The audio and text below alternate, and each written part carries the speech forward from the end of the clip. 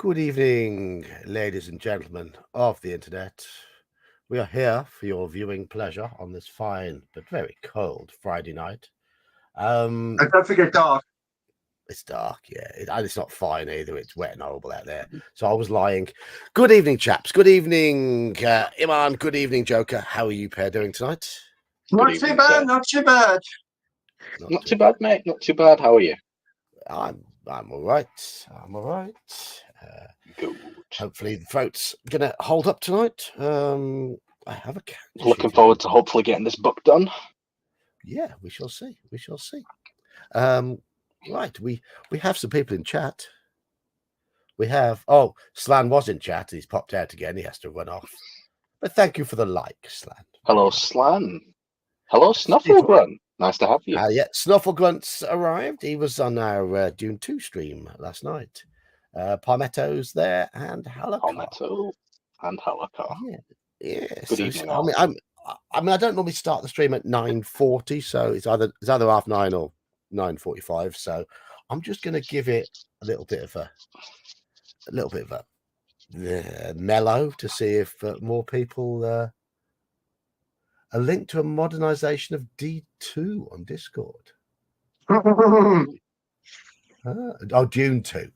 Because when people say D2 to me, I think of the AD&D module, Descent into the Depths of the Earth, the Shrine of the Kuatoa. And that's D2 to me because I'm a nerd. I think in AD&D module codes. Hello, Daniel. How are you doing? Are you awake tonight, Daniel? Are you awake? Have you had your nap? Have you? Oh, hey, Dan had. Yeah, well, he must be awake. And how is Kelsey? Or are you cosplaying today, Dan? No, I don't know. For now. Oh, bless you. For now. And there we go. Yes. Right, we now have 7 people in chat, so people are filtering in, which is rather nice. What have you two been up to? Not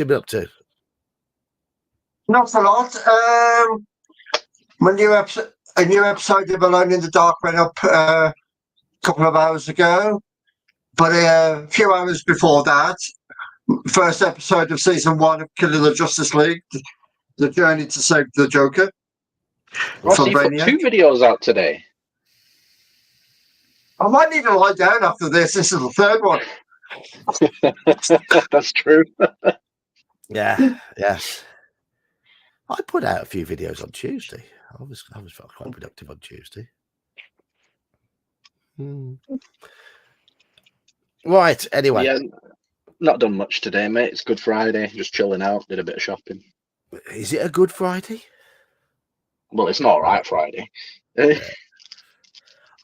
Yeah, it's meant to be a bank holiday here in Britain, and guess which idiot had to work it? I didn't just have to work it. I had a very busy day in the shop, and I had to train a new member of staff. Interesting. Oh, he's not cooking, so he's not Kelsey today. No. So I've been a good boss today. Feels weird. I hope you get paid extra for working on a bank holiday. No, I work in retail. What? Paid normal.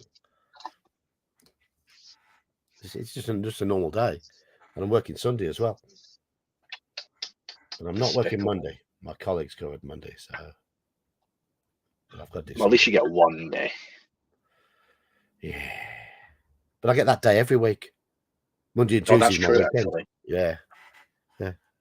Oh well. Hello, Straw Piglet. It's Meh Friday. Yeah, it is Meh Friday. Good way to describe it. Right. We are playing this. Fire on the Water. Not to be confused with Smoke on the Water. And there it is. I have to mention it. Every time. Yeah, I know. I'm predictable. Right, okay. We were at Area 10 in this. We're quite a way into the book. Oh, Daniel is, yes, smoke on the water. Yes. Da, da, da, da, da, da, da. Daniel, I'll add you to the stream as soon as your devices have connected, because at the moment it's saying your devices are not connected. Ah, there we go. There we go. Good evening, Daniel. How are you? Hey, Dan. Hey, Dan. I got it. Are you properly awake tonight? Are you? For now, Yeah. as far as smoke on the water, all I have to say is dun dun dun dun dun. dun. Absolutely. Well, yeah. Well, I think we all should do it, but no, that would scare everybody off. No, I think we'd all do it out of sync. Yes, yes, it would be terribly out of sync. Right, as you can see, I have my little dice rolling tray open on Albert Radio, and I'm going to start by rereading 10. Hello, Keith. Nice chatting with you earlier, mate. You've made really good progress on Bloodborne. Yeah, he's jealous. Apparently, you are better at Bloodborne than he is. And if he's really nice to you about it, it's fake. He's actually really, really jealous. The fact of the matter is, I appreciate skill wherever it is in any way, shape, or form. And especially when I'm good at something and someone else is better, I'm like, damn, he must be good.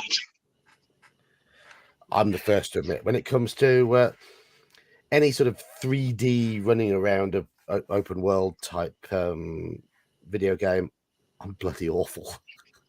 I'm an absolute anyway. Oh, I have a guitar in the corner of my room too. I've got a drum kit just over there. It's my son's. I can just about go tap tap tap tap tap tap tap tap. Oh, we should definitely jam. I can keep that rhythm going for about 10 seconds and then it goes wrong. So that's how good I am at drumming. I won't I'm tell not you used guys what are in the corners of my room. Guns, ammunition. Pretty much, think we- yeah. and empty Jack Daniels bottles. One. Oh, only one. Okay. Yeah, first person games. Weekend has only just started. Although Right. I am going through old dungeon magazines right now. Is anybody going to run an early session tomorrow morning? I believe it's Gene's session, but I'm not sure. We'll have to ask him when he if he pops in tonight. Yeah, if he I know pops in, let's Mm. ask, because I'm trying to find something in case, just because I don't have the kids tomorrow.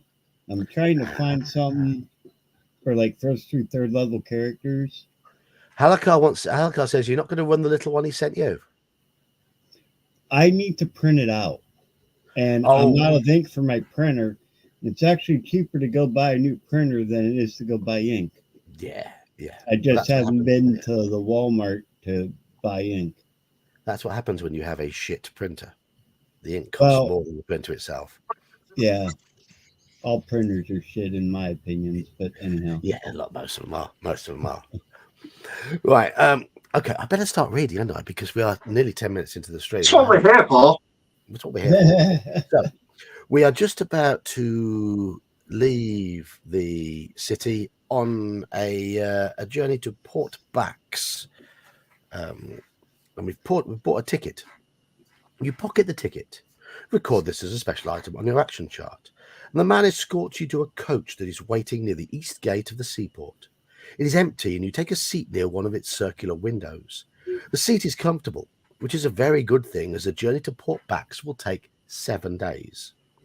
Stowing your equipment beneath the seat, you settle back in comfort and doze off. When you awake, you are no longer alone. You have been joined by 5 other passengers, and the journey to Duranor has already got underway. We're going to roll a D10 now. There we go. Let's Yeah, get this, random encounter. that 4 to 6 takes us to 195.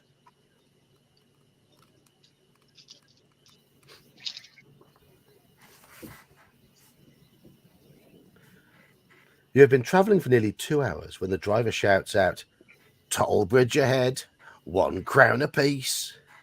Despite the pouring rain, you put your head out of the window and you're able to make out a wooden bridge spanning a swollen river and a log cabin in the distance. The driver halts the coach at the log cabin and a strange creature appears in its doorway. It is a Zal, a small subspecies of Gaiac, held to be relatively harmless and meek. They have been natives of the wildlands since the age of the Black Moon, when thousands of their kind migrated from the Derncrag Mountains to avoid the tyranny of Vashna, the mightiest of the Dark Lords. The Zal demands 1 gold crown from each passenger before the coach will be allowed to cross the bridge. The other passengers each place 1 crown upon a small plate and hand it to you. If you have enough gold to pay the toll, you do so and continue on your journey. So it's not giving us a choice not to pay unless we've got no money. We have 4 gold crowns. We now have 3. We need to get some more cash.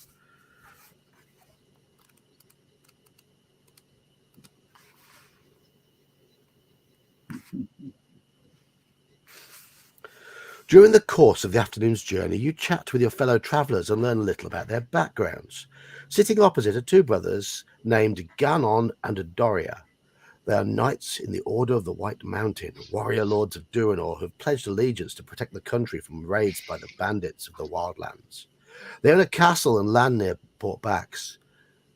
Next to them sits Halvork, a merchant. His nose is swollen and his face is badly bruised, thanks to Lachlan, the overlord of Ragadorn.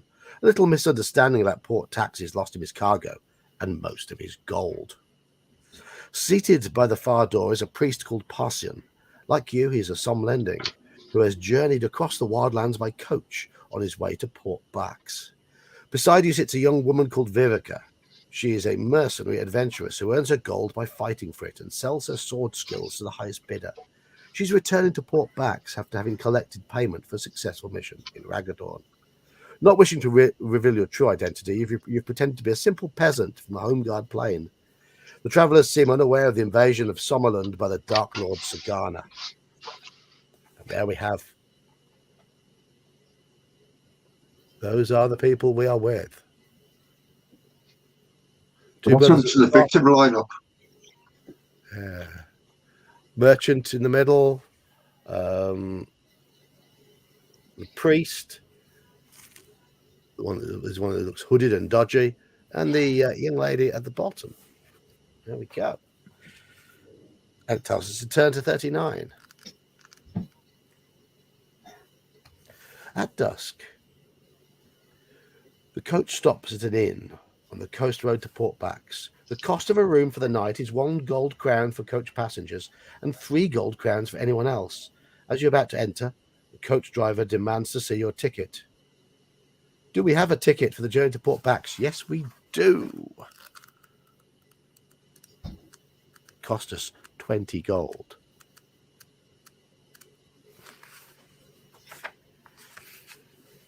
The driver nods and returns the ticket. The inn is warm but poorly furnished, and you must eat a meal here, which will cost you a gold crown, unless you have a meal in your backpack. We do. The Kai discipline of hunting cannot be used on your journey through the wildlands, as it is a barren wasteland inhabited only by creatures called Sals, a smaller subspecies of Gaiac held to be relatively harmless, and some rarer yet more dangerous predators. The restriction on hunting in the wildlands applies only to your ability to fulfill instructions to eat a meal automatically. You may still use hunting when prompted to do so.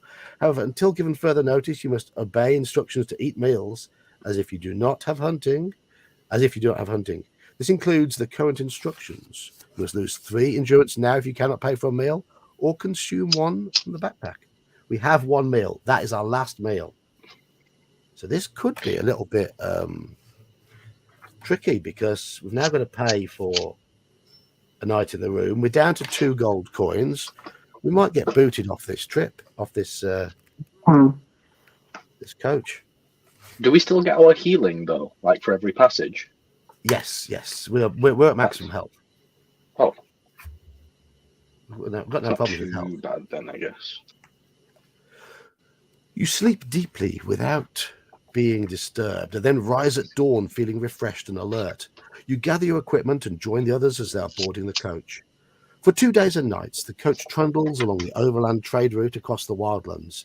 This is a particularly bleak and inhospitable region, its barren grey soil and stunted flora seemingly devoid of life.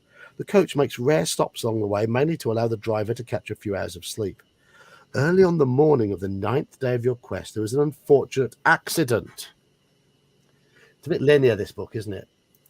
A bit linear. No. Right, 0 to 4, we have to go to 2. You are travelling along a narrow section of coast road, which follows a dizzy course high beneath overhanging cliffs. A rockfall has blocked the road ahead, and you are forced to stop to clear it. You are helping the driver to lever a large rock from the path of the carriage when you hear a rumbling sound. A boulder crashes down from the overhanging cliff, killing the driver before you can even make any attempt to save him. He was standing barely 6 feet away from you at the time of his death. Yes, railroading is the D&D to Valyria, and this is quite a railroady book, unfortunately. Right, have we got Sixth Sense? Yes, we have. You said And if this was Call of Cthulhu, roll for sanity. Yes, as someone has gone squelch next to you. You sense that someone is on the cliff above, and you were the intended victim of the attack. Somebody is deliberately trying to kill you. I'd like to have a decision for chat to make. Haven't had a single decision for chat to make yet. It's really quite bad.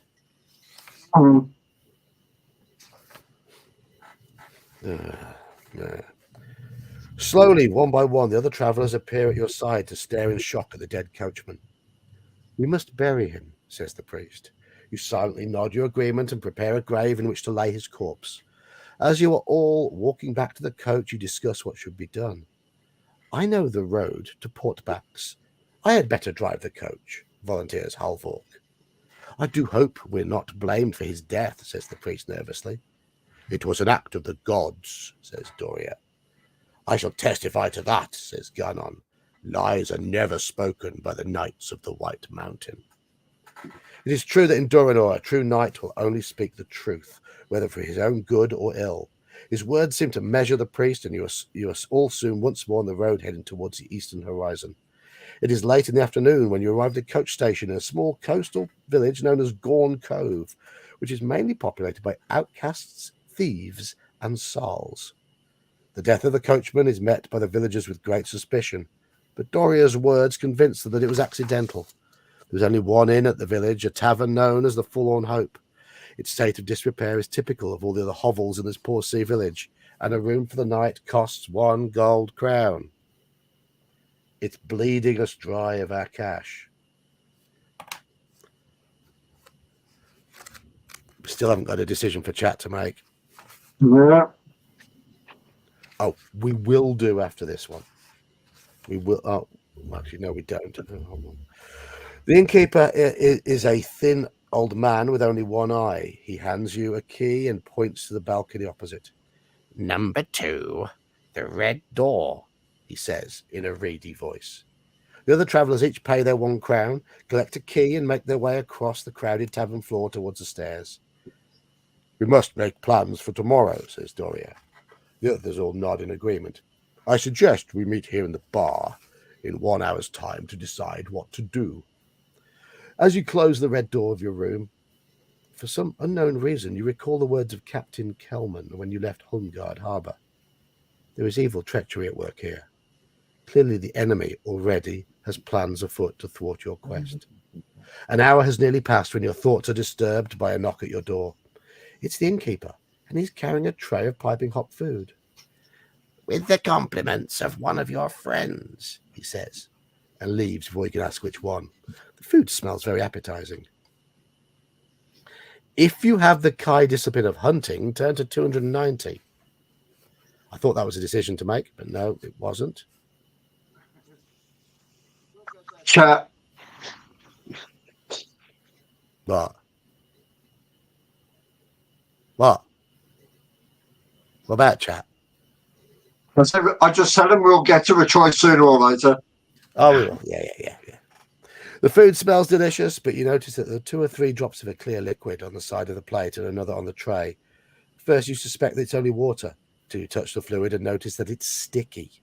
You recognize it as sap from the gnadon tree, a deadly poison much preferred by assassins because of its lack of flavor or scent. The shock of your discovery soon turns to anger. You grab your belongings and leave the room, intent on discovering the identity of your would-be killer. Okay, we have to deduct insurance. We have to deduct endurance. We have insurance. Haven't got insurance because we haven't got any food left.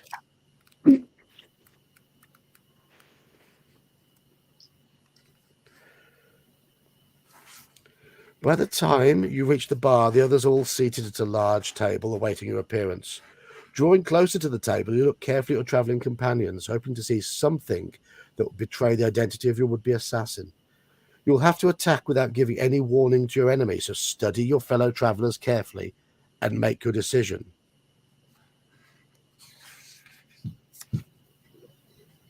So this is where we assault the homeless guy that really had nothing involved in it.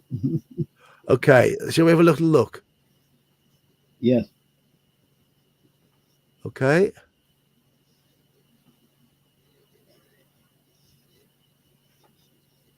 Right. Which of those? Find a Mary Magdalene. I'm looking at him. Don't you reckon? Indeed. And he looks a bit dodgy as well. I think the knights are okay. Those are the knights. Do you think, or maybe her? No, I'll go with your first choice. The way he's looking away from the page. Okay, right. Everybody, you've got choices to make here. So it's time. Snufflegrunt says the fat bloke in chair. Chair. Okay. Right. Do we attack the knight called Doria, the fat merchant called Halvork, the adventuress called Vivica, the priest called Parsian, or the knight called Ganon? Priest. I'm just going to say Ganon just because Legend of Zelda.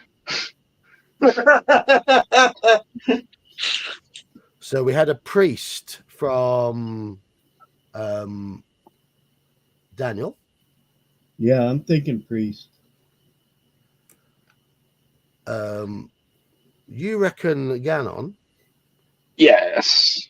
Everyone knows Ganon is evil and must be destroyed.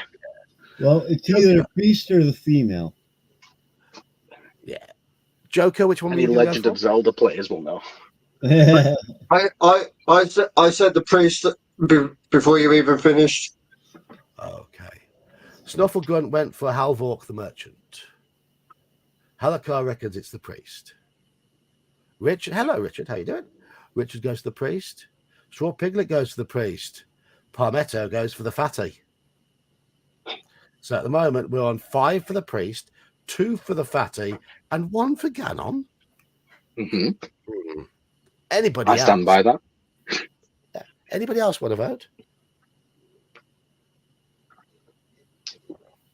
Down with the priest. Down with the sort of thing. Yes. They're always evil, twisted bastards anyhow. So yeah, that works. I don't disagree. Anybody else want to vote? To be honest, we have 10 in chat, and we only have 2 votes possibly remaining from other people who haven't voted yet, and so it's going to be the priest. It looks like it, yeah. It is. It is. The other ones were outvoted. He deserves it even if he's innocent. Why? Oh, the priest. You're talking about the priest. Okay. The priest does not seem at all surprised by your attack. He takes a step backwards and draws a black sword from underneath his robes. Right, we've got to fight him. Oh, you are pleased to see us. We've got a combat skill of 19. He's got a combat skill of 16. So we're at +3 on the table. And let us roll to see the results. 3. 3 is 7 damage to him, 3 damage to us. That takes him down to 16 endurance. We are on 15 endurance.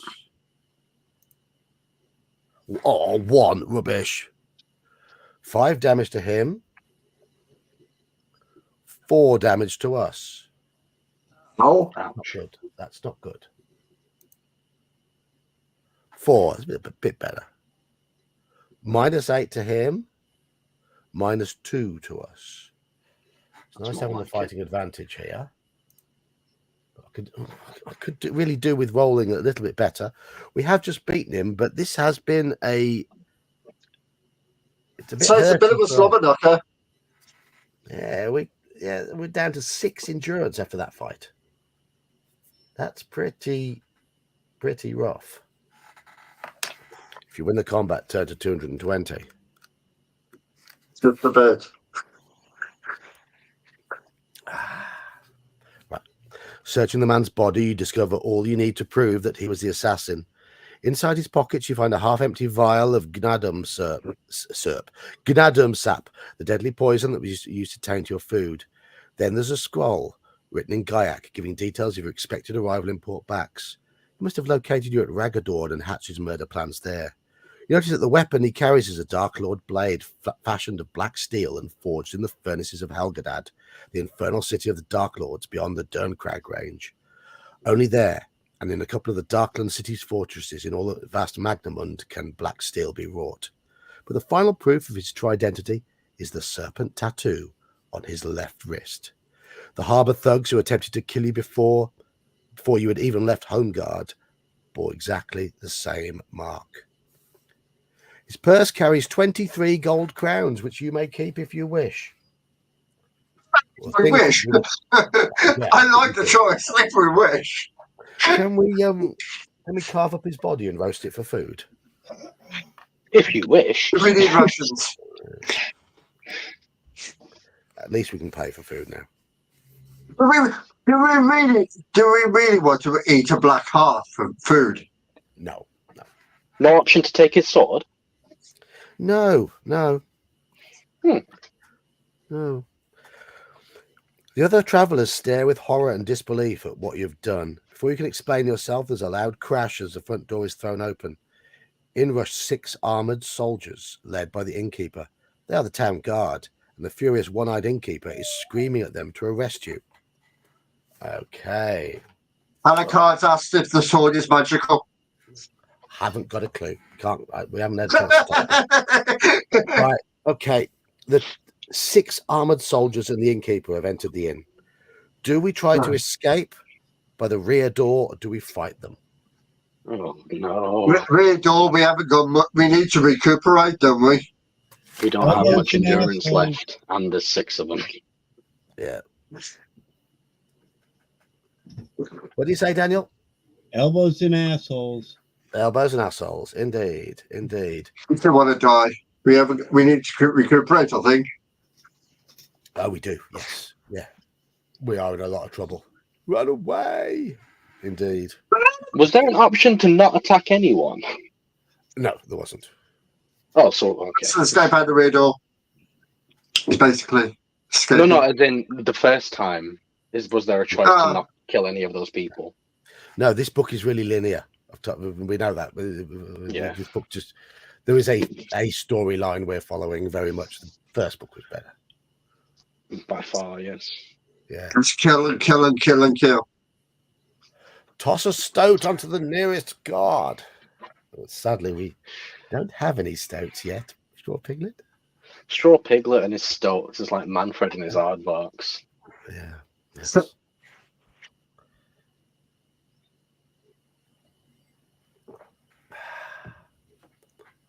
Go for the eyes. And indeed. All right, we've got 6 votes for escape. There's 4 people in chat who haven't yet voted, but 6 escape, none for fight. I wonder why. 88. Survival instinct kicking in. Yeah. Yes, escape. Yes, yes. Although night has fallen, hello, Elfmate. A full moon casts its ashen light upon the village. Behind the tavern, you see a small wheelwright shop. Outside the shop are 2 horses hitched to a hay cart. Okay. Do we have the Kai discipline of camouflage? Yes, we do. Do, yeah. We do. So we turned 179.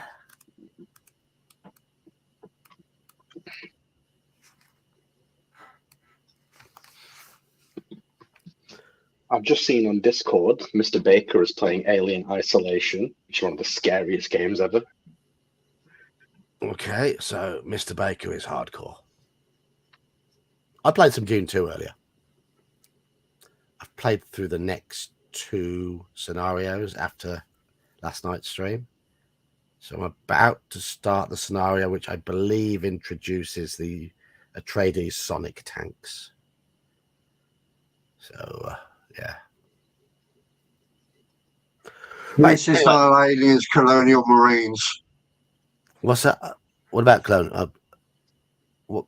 Aliens Colonial Marines was notoriously awful. Was it? It was so like 3 gunshots you can kill a xenomorph. It was awful. My memberships, my Mercurius.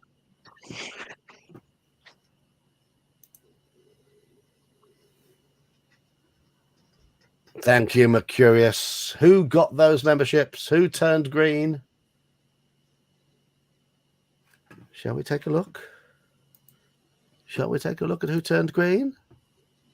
I need to get the stream up. Does anybody know who turned green? Can anybody see? Mr. Blaster, GR, Omanel, Walter MC, and Nasharana. I recognize 2 of those names. Walter MC and, of course, the mighty Inspector Gadget himself. Omanel. The one who got me to buy these books. Write your answers on a postcard. Yeah. Oh, no. Hang on. No, I recognise most of them. It's only GR I don't think I recognise. No Saurian, Master Blaster, Omanal, and Walter MC. Great. Yeah, brilliant. Brilliant. Good.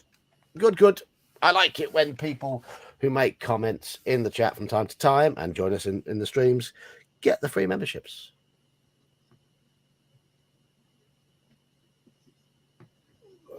Right. I'm just going to get this one out of the way so I can see what I'm doing. And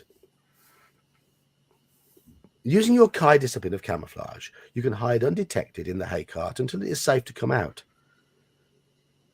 Okay, so what do we want to do? Do we hide in the hay cart? Do we take a horse and leave the village? Or do we choose to enter the wheelwright shop instead? Like you're probably going to hide in the cart. Okay, so we hide, leave, or shop. Yes, greetings, Mercurius, good man. So what do we do? Do we hide in the cart? Do we take a horse and leave the village, or do we enter the shop? What do you want to do, IQ? Hello, Richard. Hello, Mercurius. Thank you for your generosity as always. And hide. I'm thinking hide. Yeah, but everyone's saying hide. Yeah, we'll do the Assassin's Creed #1 thing. Hide in a bale of hay. Yeah, just sit on the bench and blend in with your hood up. You're doing all these. You're doing all these younger person references here, aren't you? Because you know that my gaming pretty much ended in the 90s. We're not that old. Yeah. You're only 10 years older than me. Yeah, but I didn't go through all the PlayStations thing that you lot do. No, because you went out drinking. I didn't. We're totally opposite. You sold the nightlife. I sold the computer. Yeah, when I was your age, I basically spent everything, like every penny I earned on driving rally cars. So And drinking. and drinking. Yeah, okay. Right. Wish to hide in the hay cart. 82.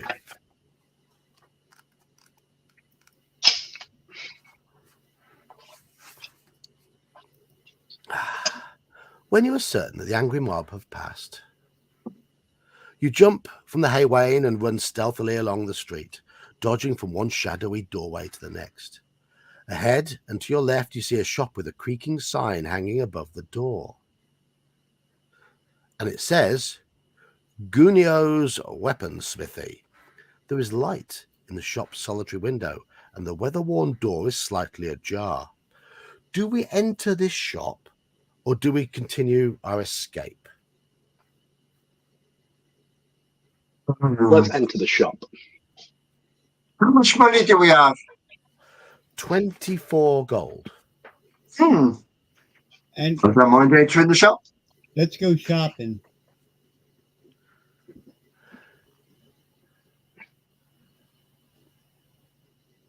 Yo, Yeah, geek, yeah, what year were you born? I was born. Mercurius says. I was born in 1971.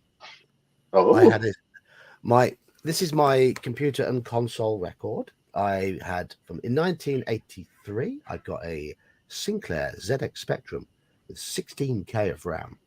A couple of years later, I bought a 32K RAM pack to make it go better, and then I didn't get anything else. A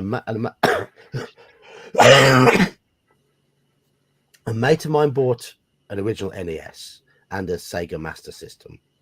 And then when I passed for university, my dad got me a PC, and it was a 386 SX25 with 2 megabytes of RAM and a 40 megabyte hard drive. What was that, Windows 7? Windows? DOS 6? Oh, still on the DOS system. Yeah, okay. Yeah. I did have Windows 3. he's still talking about before I was born here, mate. While I was at university, my brother bought a Super Nintendo. So when I came back from university, I used to play that. And I slowly upgraded my PC. But I got to the stage where I was upgrading it once every 7 or 8 years, and I slipped behind the times. And then I got a job at a computer games company. So I bought myself an original PlayStation, got a better PC. I've had a PS1, a PS2, an Xbox One, but I haven't played them all that much. And now I'm going back to PC gaming. The cool I thing missed out is, the Atari ST. I missed out the Amiga. I know we're going off topic a little bit. I managed a KB toy store, which people in the US would know. Maybe you guys over in the UK might.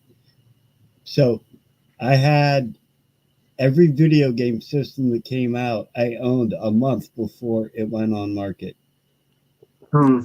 I'd have all my friends would come out, now mind you, I'm 25, 27 years old. And my wife would laugh at me because she said we looked like a bunch of little kids because you could link them together and do player versus player on certain games. But so yeah, I had every game system a month before they were released to market. I'm sure my district manager would not have been pleased, but it was cool. Good. But I got bored. I'd rather play D&D, so I sold them all. I returned them all. I see Mr. Baker's. He's clearly too scared to keep playing with his game because he has joined us in chat. Hello. It's funny. Welcome, Mr. Baker. I just saw you were playing Alien Isolation. Yes. Elfquake, that was funny. You're a braver man than me, sir. Let me tell you that. Right. So, are we entering this shop or are we escaping? I think everybody said shop, didn't they? And Richard said escape. But everybody else is saying enter. Right. 55. AC Black Flag is probably one of my favorites as well, Richard, by the way. AC Black Flag, what was that? Assassin's Creed Black Flag. Assassin's Creed. Oh, right. Okay. Yeah, It's the one where you get to sail off in the seas as a pirate. Oh, my lads played that, yeah. Right. A large man dressed in a leather apron is busy sharpening a fine broadsword. He's seated at a grindstone that sends a shower of sparks high into the air every time he touches the blade of the sword against it. He bids you good evening and asks if you are interested in buying the broadsword. "'Tis a beautiful blade, wrought of finest Duranus steel. It can be yours for 12 golden crowns. Do we buy the broadsword? It will give us +1 to our combat skill. It costs 12 crowns. What's our current combat skill? It's Crowns 19, less right?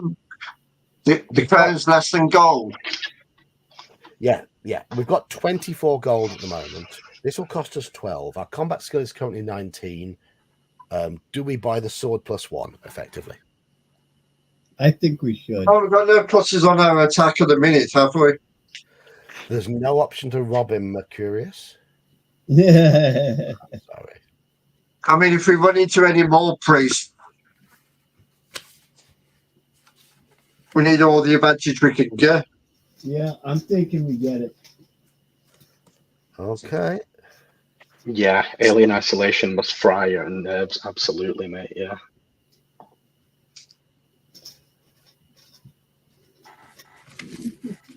So our combat skill goes up to a lovely 20. It's very nice.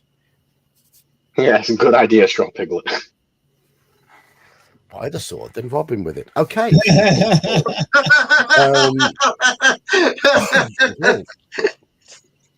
Okay, do we leave the shop by the front door, or do you gentlemen prefer the back door? Well, it all depends. Do we look like we need the back door? Do we look Freezing. like we want the Freezing. back door? I'm saying we slip out the back, Jack. Shopkeeper, what are you trying to insinuate? I'm not saying nothing. No, I was on about the shopkeeper, not.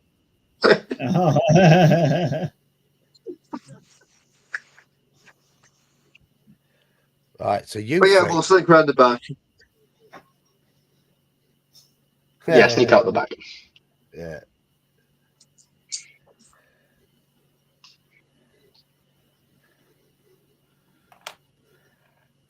Okay. So we're sneaking around the back door. 23. You enter a narrow alleyway behind the shop, at the end of which you can see a horse tethered by its reins to a wooden post.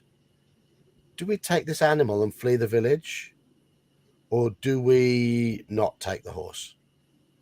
Take the horse and flee the village, or just leave the alleyway on foot? I'm Horse, thinking yeah. leave on foot so we don't stick out. Pardon me.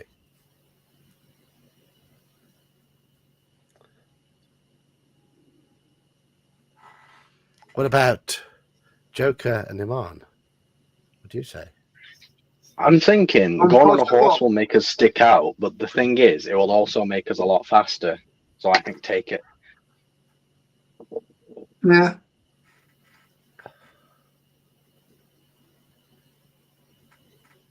You damn right, we steal the horse. Only Mercurius is Australian. I can't do an Australian accent. I'm sorry, Mercurius. Crikey, you got to go steal a horse, mate.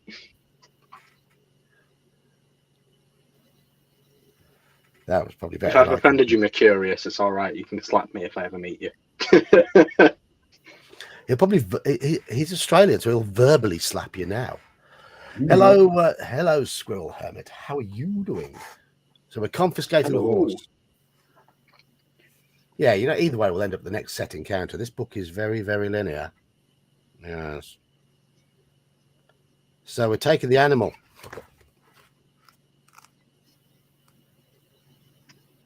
I think you sent chat off on the backdoor comment, John.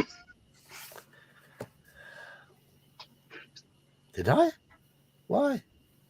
Oh, a lot of people were just getting their heads in the gutter, not out of it.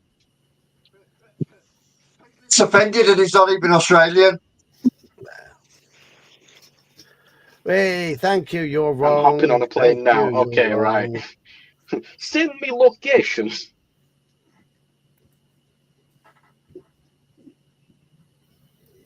Hello, you're wrong. Hello, Squirrel Hermit. So yeah, Squirrel Hermit's been to a big Snufflegunt's really off on one on the back doors. I told you. Yeah. Squirrel Hermit, you've still got to tell us all about you. I mean, I know you've put up some videos today about convention, but I had a really busy day in the shop. I saw the videos appear. So I need to watch your convention videos. That's probably the best way to find out what you got up to. Yes.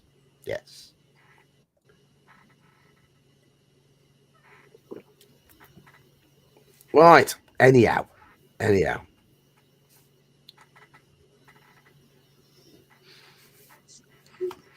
You spur the horse along the twisting village street, across a wooden bridge, and up a steeply winding path towards the crest of the cove.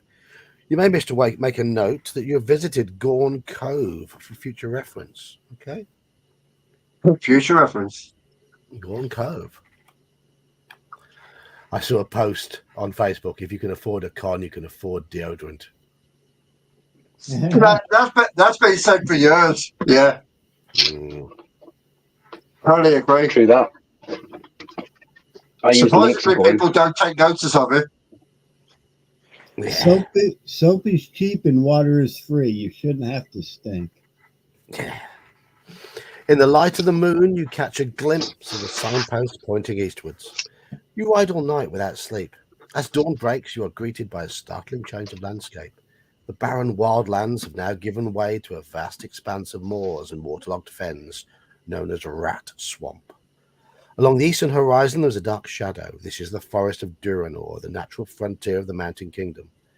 The territorial border of Duranor is marked by this fertile timberland where it meets the untamed wildlands. After the unrelenting bleakness of the wildlands, where is it? Excuse me. After the unrelenting bleakness of the wildlands, the lush forest ahead is a welcome sight. You're less than a day's ride from Port Bax, but you are tired after your night ride and you must eat a meal or lose 3 endurance. You are now... right, okay. Yeah, it does say now that we can use hunting. So, because we're out of that craggy land. So we don't do eat meals anymore. We've got hunting. It tells us we trap a wild moor rat. Lovely. For your breakfast. That sounds appetizing. Mm. Can we make Is that real? You're wrong. Your state sues you if you collect a few gallons of rain. What? That seems outlandish. How do you get gallons of rain? You get like a water storage bucket. Yeah. Well, you'd have to have a funnel system and stuff. Yeah, funnel system. Yeah.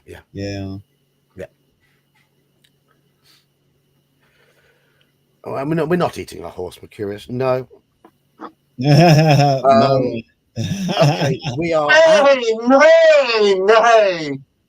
We are at a fork in the road. There's no signpost to indicate the times, nay. There's no signpost to indicate. I get my teeth in gear. There's no signpost to indicate the directions. Do we take the left fork or the right fork? Left or right? I want to take the spoon. Left. They say it throws off the water table if everyone's doing it. I guess that actually, makes how sense. far? Some places you actually have to have a license to do the water collection off of your roof. I think everyone's I'm glad I'm adopted in the Justin. UK if that's the case. Yep. What Squirrel Everyone's channeling their inner Justin John. What Squirrel just posted, Squirrel Homer just posted something. Some places you have to have a permit to do that. I don't know why, because the rain is just rain is free by nature. So that's just got greedy people wanting more money out of nothing. Yeah, but politicians want their money, so Oh, they want free money out of nothing. Oh, let's charge nature for pissing. Yeah, pretty much that's what it is. Yeah.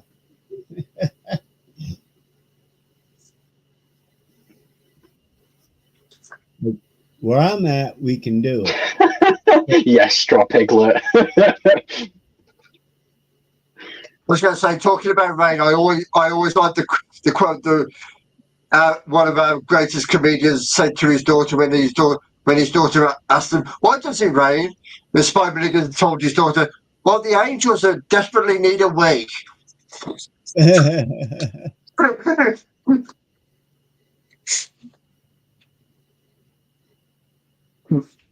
Yeah, I'm saying let's go left. You're on mute. Yeah. Unmute yourself. Everybody says left.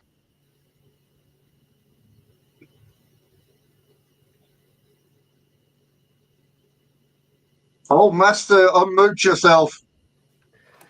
Yeah, I hadn't noticed that I'd muted myself, so I was there getting stroppy that everyone was talking over me while I was trying to read, and you're actually telling me to unmute myself. Yes. Oh dear. The road follows a course along the top of a high grassy ridge for many miles before turning northwards to the coast. You pass a village where the houses curve in a semicircle around the large pond of stagnant water. As you ride through, a gaggle of soiled children come running towards you, shouting and throwing stones. You descend into the deep valley beyond, and gradually the moor gives way to richer land that has been cleared and ploughed. The hillside opposite is heavily wooded. You're not far from the coast, and you can smell the sea air and see the tall cliffs with their multicolored bands of rock jutting out into the foam-flecked ocean. You're passing through a small copse when you hear desperate cries for help. Do you wish to aid the people, because it sounds like they're in trouble, or do you choose to ignore their desperate pleas? Aid the people or ignore their pleas. Oh, How got do I it. feel? Daniel Kearney. Daniel! Thank you, Daniel. Thank you, Daniel. Help the Thank you, people. Daniel. On that note, we'll ignore the people. It looks like we have a Saxius, a Michael Stronghold, a Malachi, a Richard P, and O'Neill Flynn. O'Neill Flynn, yeah. Again, 4 names that are regulars on our channel or friends of the channel. Yes. Yep. I know at least 2 of them. Yep. Marvelous. Mercurius is going. Mercurius has got out of the wrong side. It's morning in Australia. Mercurius has just got up, and he's just got out the wrong side of the bed. He's got a hangover, and he's in a bad mood. So he's doing all the evil stuff in this. But everybody else says help. Everybody else. Well, now I'm gonna go with Mercurius. Okay, you go with I'm Mercurius. changing. I'm on his side because I had today off, so I've been drinking since I don't know when. So yeah, I'm going with Mercurius. Well, we do have 6 votes for assist and 3 votes for ignore now. So Yeah, I also say assist. you say assist. Hold on, Sufflegrunt. Hold on, Daniel. Daniel goes on about he's on his 3rd wife. Is this Snufflegrunt, you're on your 5th? Holy crap! I'm an amateur. Yeah, wait, just because he said it doesn't make it automatically true, by the way. Well. It's the internet, remember? Well, I sold my first wedding ring. I still have my second, and I have my third, so I can actually prove it. No, the question you should be asking: are they piled up one on top of the other? See, I knew it. I knew it.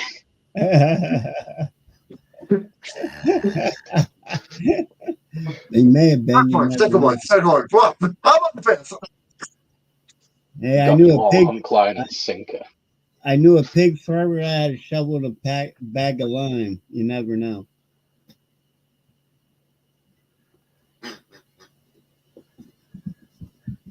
It is indeed funny to Oh. think about the fifth wife. Yes, yes, See you later, Oh. Halakar. yes.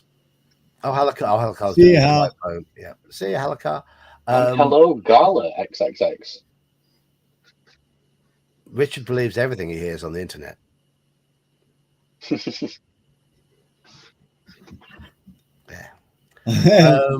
Curious is just naturally mean.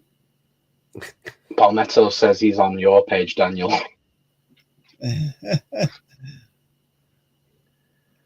I like that, Palmetto. That's cool. You know what? Hold on. I'm gonna. We've chosen to aid them. Aid has won just, but before Straw Piglet has confirmed it. Day off 2 started early. Okay. All right. Seems to be a trend here. Half of us are day drinking.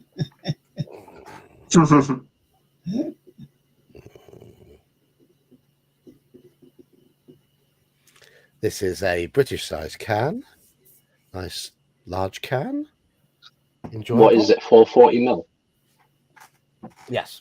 How do you join the voting? You just, when there's an option, you just vote. That's all. Leave a little comment in the live chat.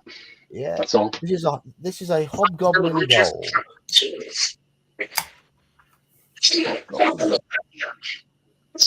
for joining us, mate, though. Appreciate it.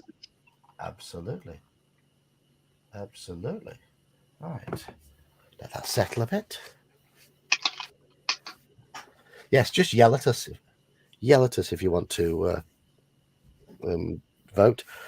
You spur your horse through the tangle of trees until you arrive at a small clearing. 6 souls are jumping excitedly up and down around the body of a man who is writhing in agony on the ground. A strangely carved black spear is stuck in his chest, and lying beside him is the body of a knight of the White Mountain. The creatures are taunting the man and shrieking at each other. They appear to be unconcerned by the man's obvious pain.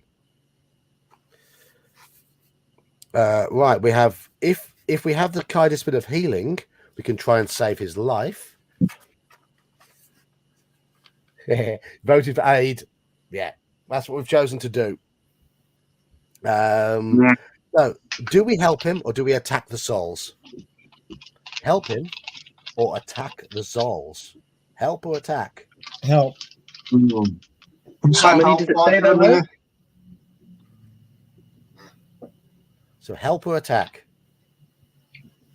What's that health like?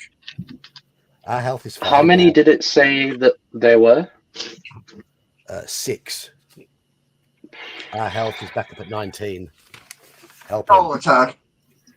You'll say attack. Gala says I think attack.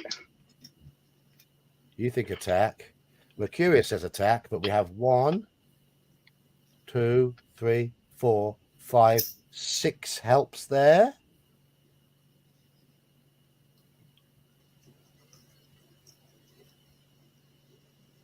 Right. We're right. Attack. Classic. 2 attacks Curious. here. We've got 5 attacks. 1, 2, 3, 4, 5, 6, 7 helps. And didn't one of you in chat in here say help him? I think I said help. Go, Piglet. yeah. Okay. So it's 8-5. 8-5. on help. Hope it is. Help it is.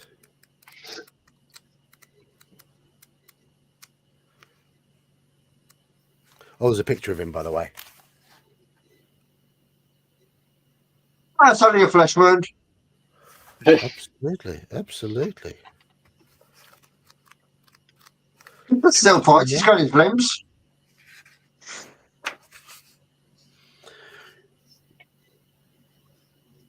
You try to apply your hands to the injured man's chest, but the Sarls are tugging at your cloak and trying to drag you away from him.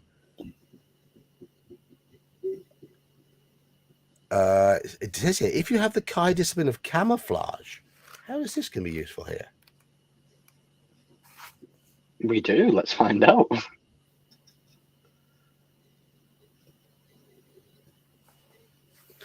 During the period of your Kai training, Kai Mistress Riverblade taught you a rudimentary knowledge of the many languages and dialects of northern Magnamund, one of which was Sarl.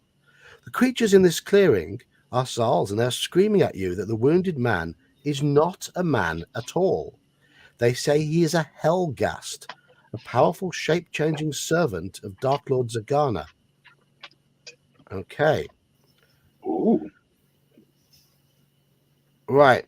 So that's given us a bit of advice. So do we believe the Sarls are telling the truth and look in the man's pack to try and confirm? Or do we suspect the Sarls are lying and do we try and fend them off with a weapon? So are the Sarls telling the truth or are they lying? Look in the bag. I think search his pack, yeah. Frisk Yep. him. Yep. Frisk him. Okay. Oh, Treat him nice, like a Garlic. black- Congratulations, man. Treat him like a black man in the Bronx. Oh, well done, Gala. I'm not good at chess. I'm only as good at chess as the person opposite me. If they're good, it forces me to play better. But if they're shit, then I just don't really pay attention. I don't mind playing chess, but I've never actually played it to actually play it seriously. Yeah, I've never played competitively. No, I've just kind of played it just enough to know the rules of it, and that was about it. You know, family game nights. That's about it. Now, Ghost, on the other hand, I'm just going to remind you, because you've been playing Ticket to Ride tonight. I am Britain's 9th ranked Ticket to Ride player, according to the last Ticket to Ride British Championships. Okay. I'm not being ignorant, John. What is Ticket to Ride? It's a board game. Okay. Board game. The annoying thing is, for my wife, I entered. It was at the Games Expo. When first year I went, and myself and my wife both went, and we entered the tournament. When we play at home, she usually beats me. And there was more than 80 people entered the tournament. We basically played the game all day, and I finished the day in 9th place, and she came out 40th. Wow. Oh, I bet that got her gallstones going. Oh yeah. I bet that's the sort of subject to bring up every now and then. Yeah. That's like, Oh, I played darts for years. I was in a dart league. And you were the top 200. Freaking hell. The one year I took home more trophies and awards than anybody else in the dart league, and there was about 200 people in the league. That's all right. Well, no, it got to the point at the end of year banquet. They were calling my name so much, I started having my other team members go up and get the trophies because people started booing me because I was winning so much. That's a sign of a misspent life, though, isn't it, being good at darts? You've basically spent your life in pubs, haven't you? Well, my employees knew to call my pager, my cell phone, or the bar rather than my house. Yes. Yes, yeah, exactly. Right, we're John, going but you say that, but how do you explain the youngest whiz kid at darts that's never been seen a pub yet? he's just a genius, though, isn't he? Indeed. I mean, his Right. father is a dart player, though. Yeah. I won't even bring up the golf club. Yeah. Right, so we're going to search in his pack. Ooh, you search in his pack and are horrified to find that it contains a scroll of human skin upon which a message has been written in a strange runic script. The only word you can make out is Kai. You also find an evil-looking dagger with a black blade and a fissured block of cold obsidian. If you possess a crystal star pendant, you suspect this, which we do, you suspect this damaged block was a sorcerous item which may have temporarily disrupted the pendant's power. Oh. Okay. These items bear the hallmarks of the Dark Lord's craft. You sense that something is very wrong here. You drop the pack as quickly as it were red hot and turn to mount your horse. To your dismay, you find it is no longer there. The loathsome souls have stolen it. Bastards. Wearily, you realize that you have to continue your long journey on foot.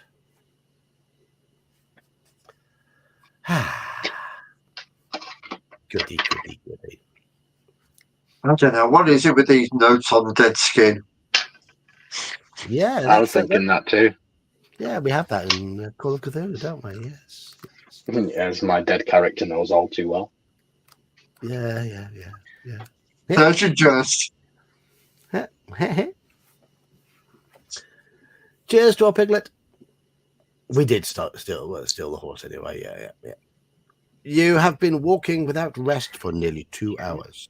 After a long and gradual ascent, you reach the crest of a hill and see the pines of the Duranor forest stretched out before you.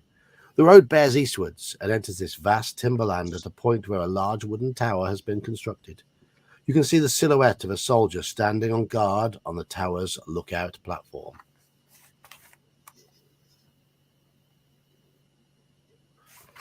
Yes, everybody needs to play more Call of Cthulhu. Elfbait. Everybody, but you do. Yeah, you definitely do. Right. Talking about that, do you know Call of Cthulhu Orient Express is going to be turned into a game on Kickstarter? Yes. Yeah. It's an impending Kickstarter. Yeah. We're talking about the RPG, the tabletop RPG gala.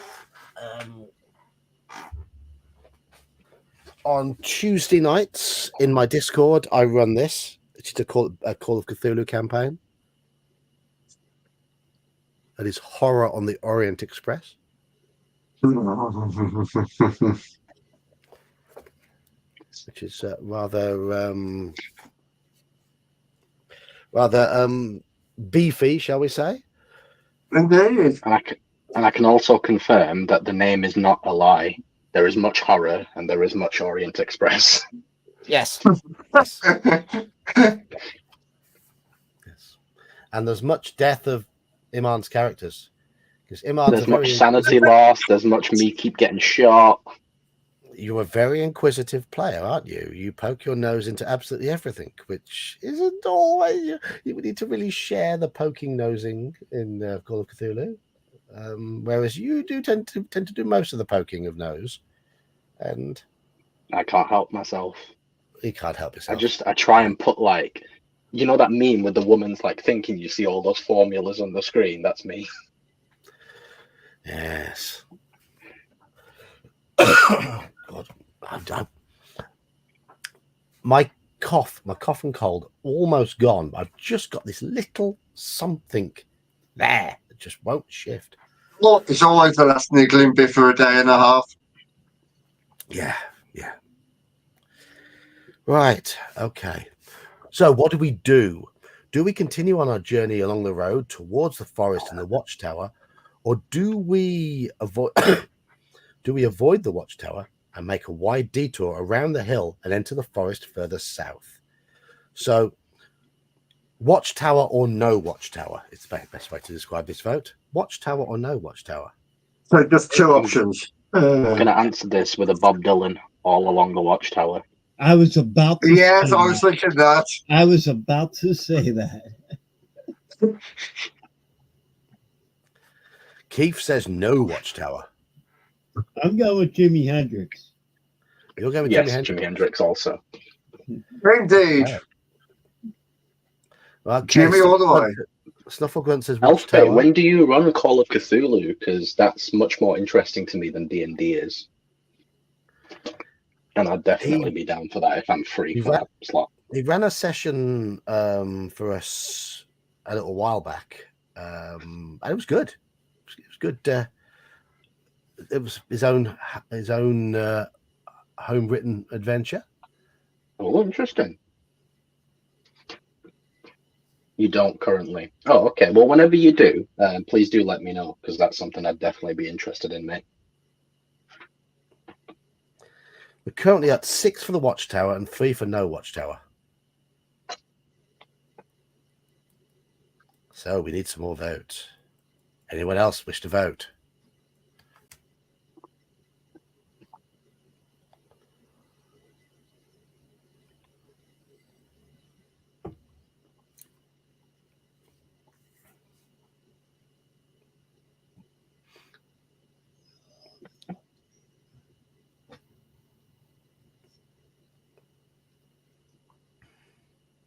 Well, I'm watching chat. I don't see any more votes come in. Me neither. No. Looks like all along the watchtower then, eh? All along the watchtower. Indeed. Indeed. Guess what I'm going to be listening to tonight after this? Zatuop goes for watchtower. Hello, Zatuop. Not seen you for a little while. Are you keeping your other half in check tonight? Is that why you're here? You're watching, making sure he behaves himself.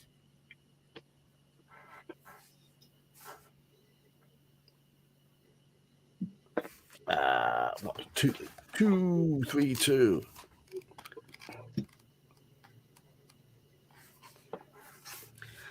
You are less than 20 yards from the tower when the guard steps forward and demands to know your business.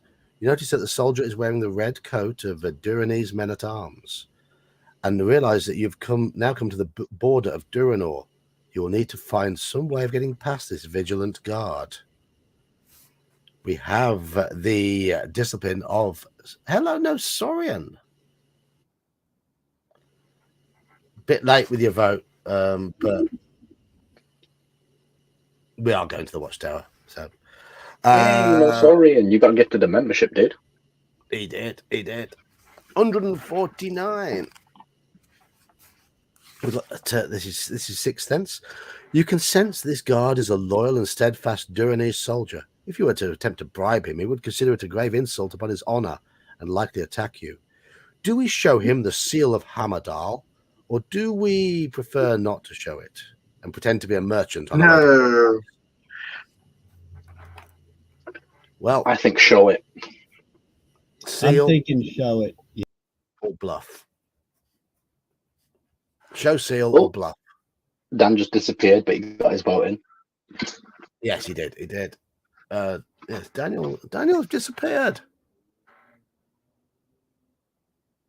Show.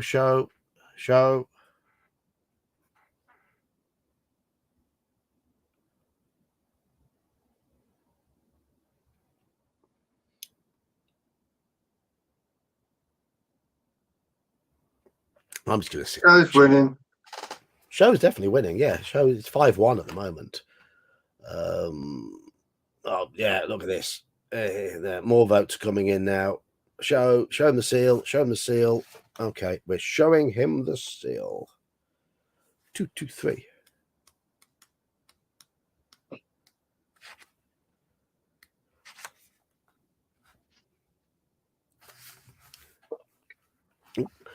I had a happy family tonight because my daughter's been picked for the first team again for Sunday, which is marvelous. They are at home against Loughborough. Ooh. Small trip for them to come to our home ground. Yeah, well, Loughborough are really good as well. Really, really good. Oh, they always have been underestimated. Yep. The guard stares in awe at the magnificent ring. The legend of the Seal of Hamadal is well known to the people of Durinor. It is said that of all the lost treasures of the Durinese, the Seal of Hamadal is the one they would not wish to see returned. The guard's anxious face shows he clearly recognizes the ring's dreadful significance. His commanding officer, a knight of the White Mountain called Jenan, is absent at present. He's on the road to Gorn Cove in the company of one of your fellow countrymen. Despite being unable to consult his superior, the guard knows that he's duty-bound to let you pass. I will not hinder your urgent mission, but I cannot help you further, save to set you on the road for Port Bax. Continue on this forest path, and you will come to a fork near a stunted oak tree. Take the left track. It is by far the quickest way. You thank the loyal guard and push on once more into the forest. A mile or so along the road, you come to the fork and take the left track. It leads to a stone bridge across the Reimer Rift, the channel that separates Durinor from the rest of northern Magnemund.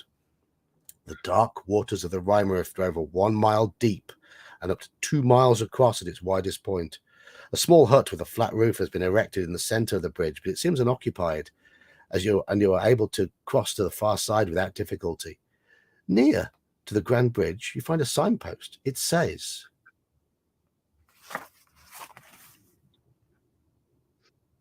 Port Bax, 3 miles. You exhale a sigh of relief, for you should arrive at the city in less than an hour. Turn to 265.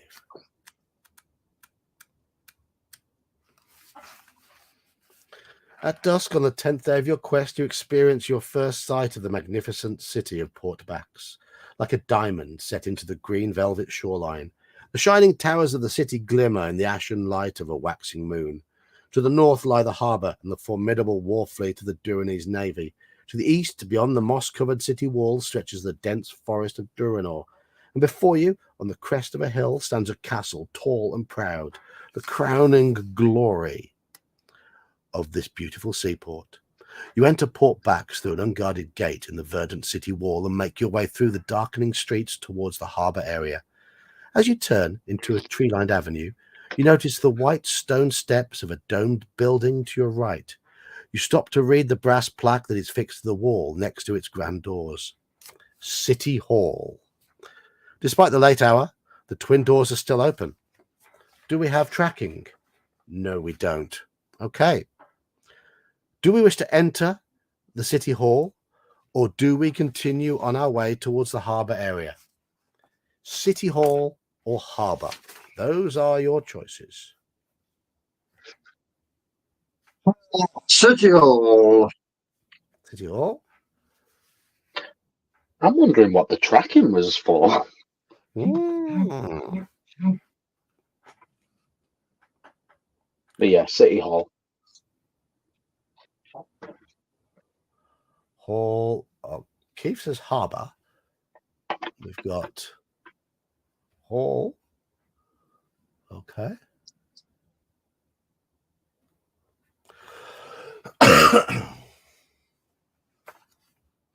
Will be or should be? Should be. Okay. Hall or harbour? You'll probably find them in the basement all tied up, ready to be whipped. Just going to put my heater on because it's gone cold here. It's gone very cold.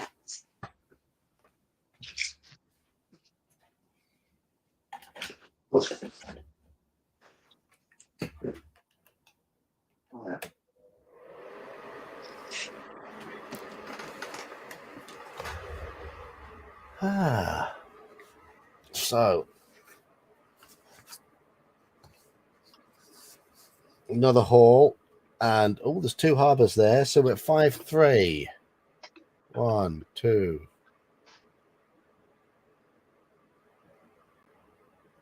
Okay. We're at 5-3 for City Hall. Anybody else wish to vote? City Hall or harbour?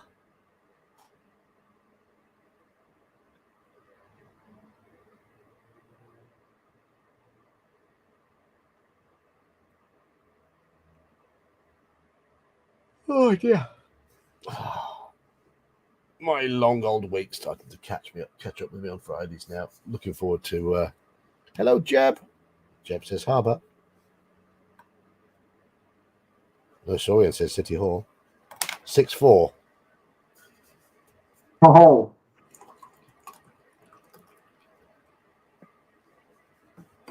So 6-4, and we have 12 people, so City Hall can't be beaten. It is the City Hall. 84.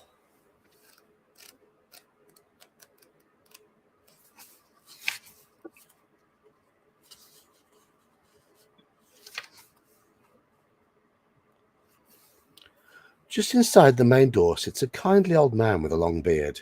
He's studying a huge leather-bound book that rests on a lectern before him. He is so engrossed with his reading that he has not noticed you have entered the City Hall. Do you wish to approach the man and ask him the way to the Consulate of Sommerland, or do we leave the City Hall and attempt to find our own way? Speak to the old man or just leave? the old man. Speak to the old man. Speak to the old man or leave. Snowfall Gun says approach him. I'm actually going to go with leave on this one. Okay.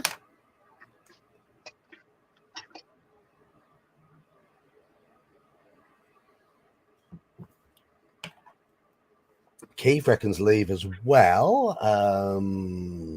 Gala and Jeb, I'm guessing those are votes for speaking to him, and Mr. Baker says speak to him.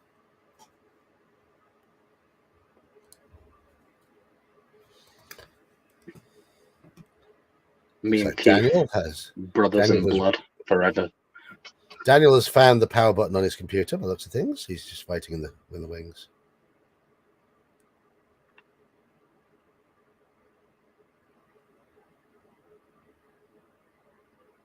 Palmetto says speak. All right, I'm back. You're back. Sorry. You about found the on-off switch. that. Yeah, something like that. You got your vote Brian. in, though, just about, so you're all right. It's pretty bad with my $80 tablet and $100 cell phone. It's a lot better than my $800 computer.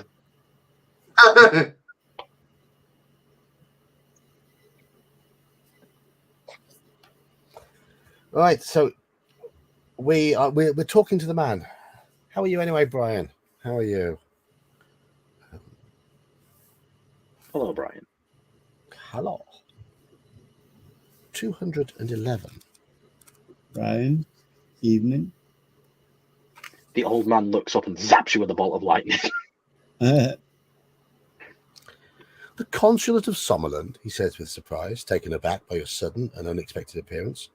Quickly composing himself, he says, "Why, of course, it's in Allen's Square, down at the harbour.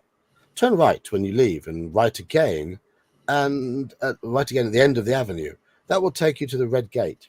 Of course, you'll need a red pass to enter, as the Sommerland Consulate is in the naval quadrant of the city. It's a restricted area." You ask the man how you can obtain a red pass. "From the captain of the port watch," he says. "You're obviously a stranger to port backs. There are few indeed that do not know the answer to that question. The port watchtower is at the end of the avenue, just as you make a turn for the Red Gate." You thank the old man for his help and leave the city hall.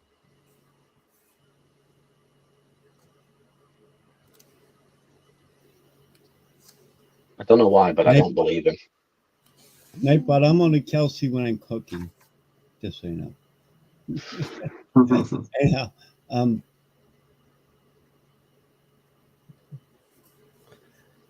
so we think the old man's lying. Well, we'll find out. At the end of the avenue, the cobbled street turns abruptly to the right. Opposite this point is a tall white stone building with a plaque fixed above its door.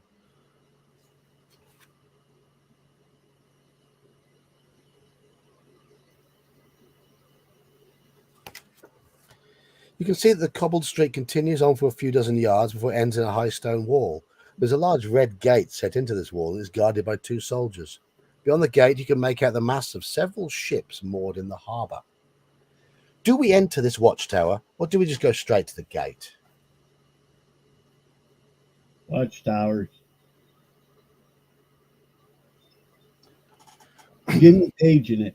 Not Jimmy Page. What's his? And you know what I mean. Hendrix. Jimi Yeah. Hendrix. Jimi Hendrix.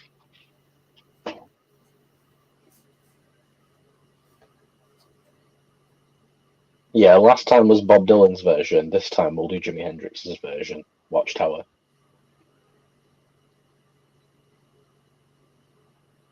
Empire.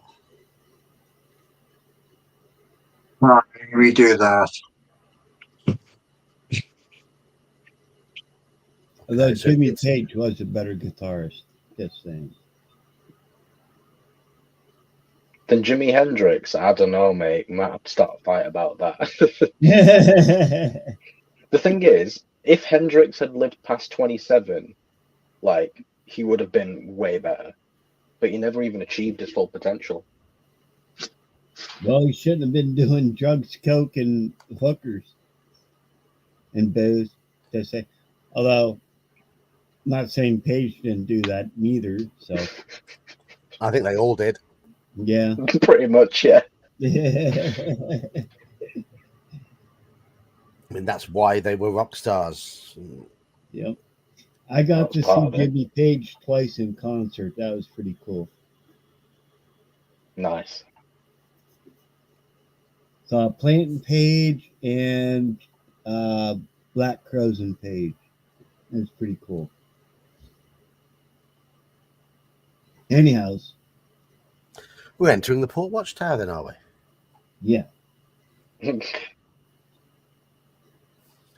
Palmetto's very hard. You could argue that. You could argue that, Palmetto, yeah.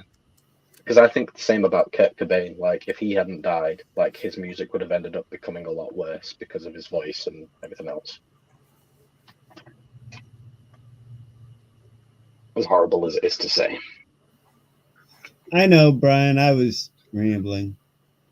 I always tell the wife whenever she goes out of town, I'm calling the hookers and ordering the Coke and going and getting a case of whiskey.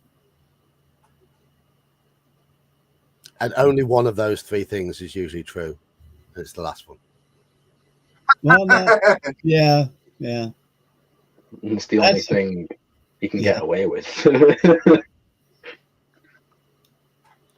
You are standing in a large empty hall. Opposite are 2 doors, seemingly identical except for what is engraved on their polished surfaces.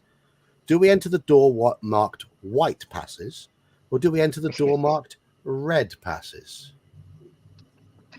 I was young once too. Wait, I'm 20. That's funny. Wow, someone who's actually younger than me.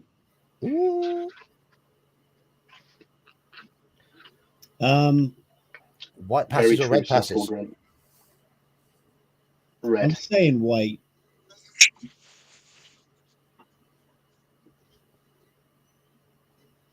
White or red? White, yeah. Always red if there's no purple. Now this brings up that other song. Who was it? Jefferson. Purple rain, purple rain. That's Prince. Jefferson, the Jefferson Starship. They do the song about Alice in Wonderland. Pick the pill. I'll paint the roses red. Paint the roses red, paint the roses red. With her head. Gallo, you would like White Claw. I'm not being insulting, but you would. Being that you're 20 years old, I can understand that. I don't know who are White Claw. It's one of them tutti fruity spritzer type drinks. Oh. Yeah. Oh, it's a drink, is it? Oh, okay. It's like Never heard of 4.5%. It's Never heard of it. considered tutti fruity light beer. It's very close to what we would call super special brew. I'm not being insulting. I'm just saying with the age group, that's understandable. Either that or it'll be White Lightning. Hey, right. So red it is then. 62. Brian, yes, White Claw is like Zima. Correct. I've never heard of Zima either. Well, that's an American thing. Oh, I've heard of that. I think it was mentioned in a TV show once. A proper Brit would not drink a Zima if they had to shoot him in the head. Honestly. Oh, Ah, you're from Czech. Okay. yeah.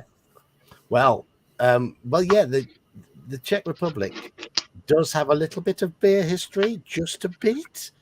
Given that pretty much that was where the whole sort of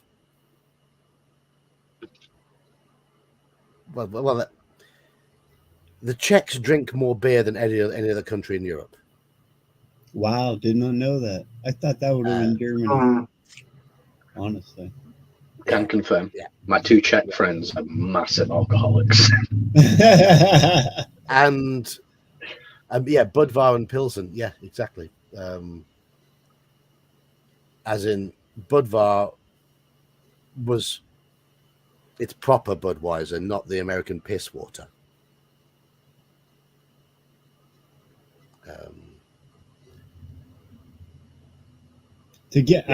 I honestly hate to admit this, to get a proper beer in America, you have to go to the distributor and get at least a Canadian beer.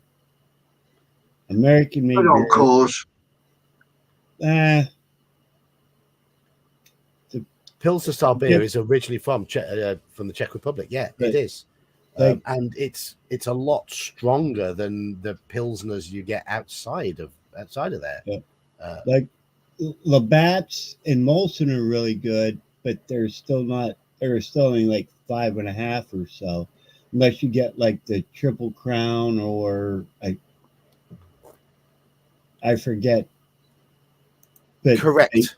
They both make one that's 10%. I've been trying to explain this point to Canadians. Lager and beer are not the same thing. Correct. Yes. You're right. That is a beer, right? That is it is a pale beer.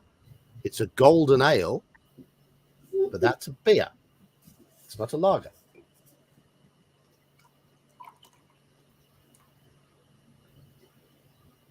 Right. Anyhow, with that put out of the way. Is the education over now? Yeah, it is. Yeah. Yes. Right.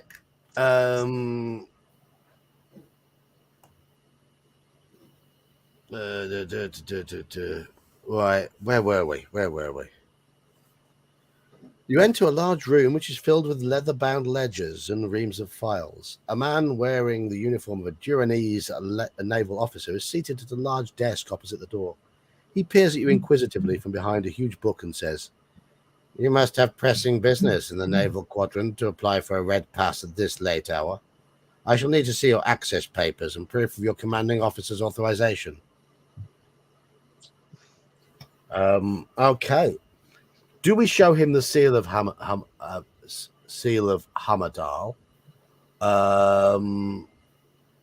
Do we? Oh, if you've cut, we've got the options here. Show him the seal of Hamadal. Do not show him, but if you've collected the necessary access papers on your quest, do that, or leave. We haven't got the access papers. We've got the access papers. No. So we've got to show him the seal of Hamadal.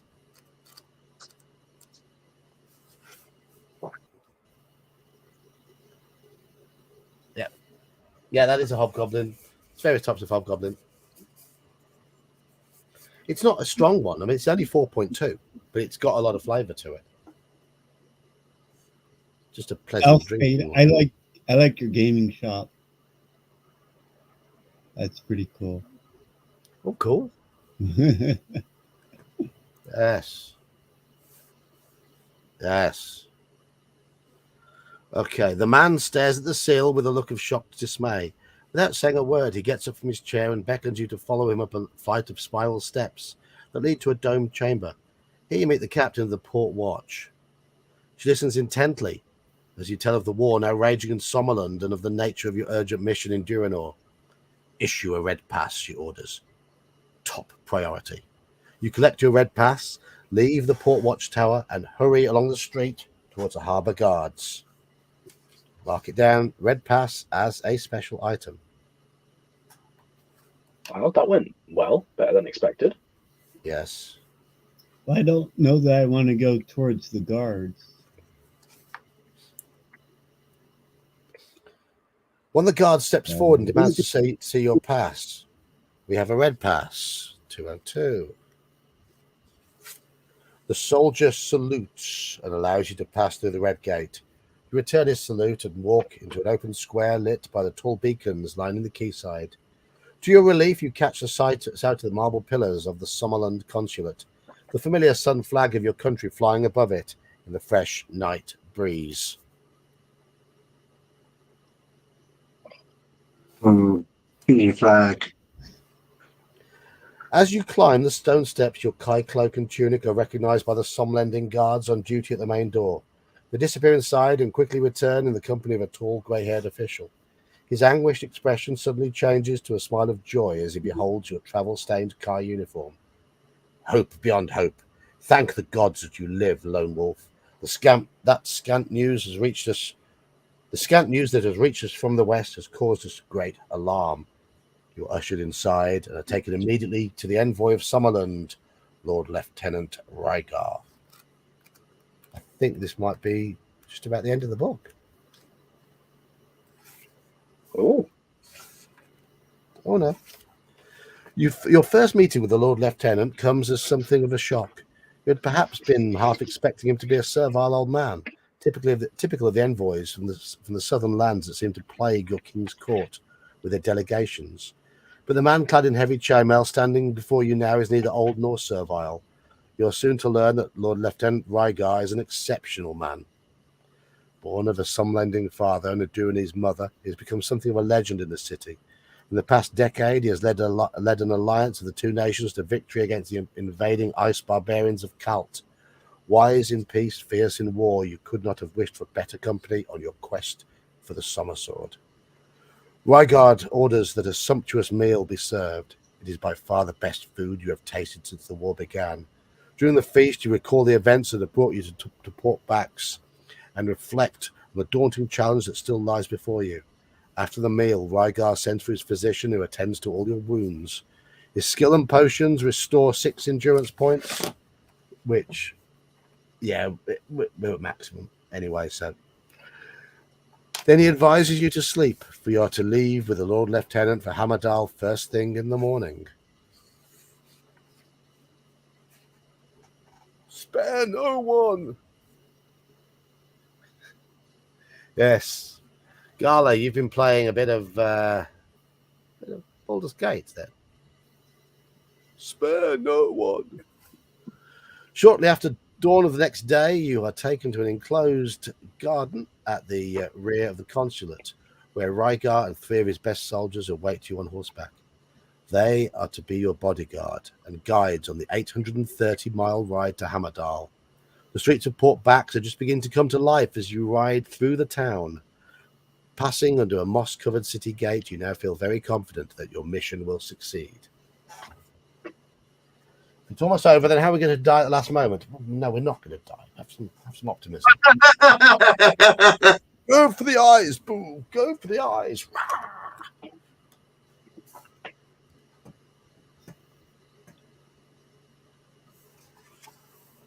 A somlending father.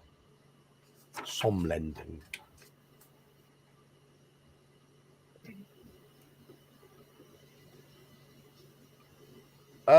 Siege of Dragons. I've not played Siege of Dragonspear. There are bits of the various add-on packs which aren't great. There are some good bits, but there's a few The add-on packs for Baldur's Gate, I prefer the original Baldur's Gate without the add-on packs, but with the redone graphics. So, right, we've got to get a number 0 to 4, 176.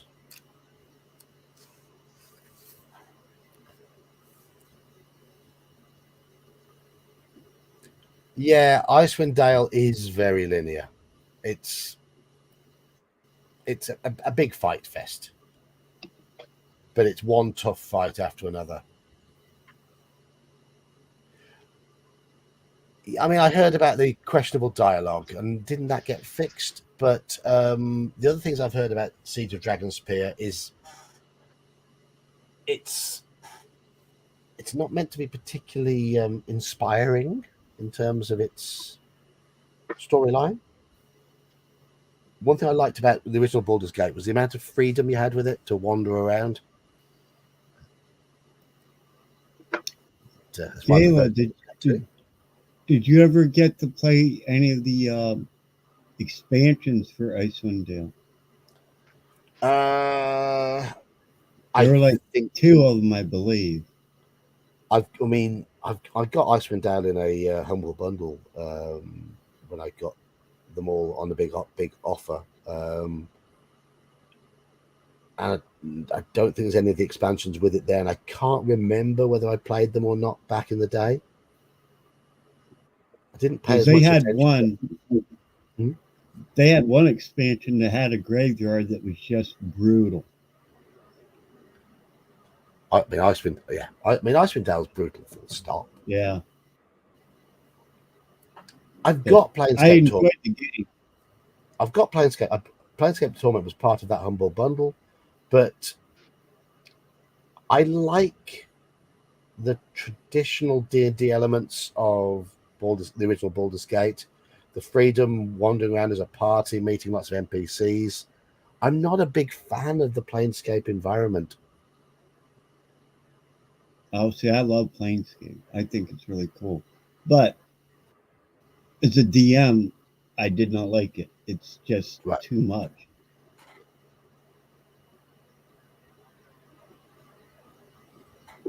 Fair enough. Where have we got to? For 3 days and nights, you have ridden along the highways as it travels up the river valley of the Duranon. In the distance are the peaks of the Hamadal Mountains, one of the highest ranges in all Magnamund. The capital of Duranor lies at the very center of these mountains. It is now the morning of the 14th day of your quest. You have made camp near a waterfall where the fast-flowing Duranon drops over 120 feet. You're about to leave when a group of 6 hooded riders appears on the forest highway above. Blocking your exit from the camp, Lord Lieutenant Rygar demands that they let you pass. Adding... Hold on.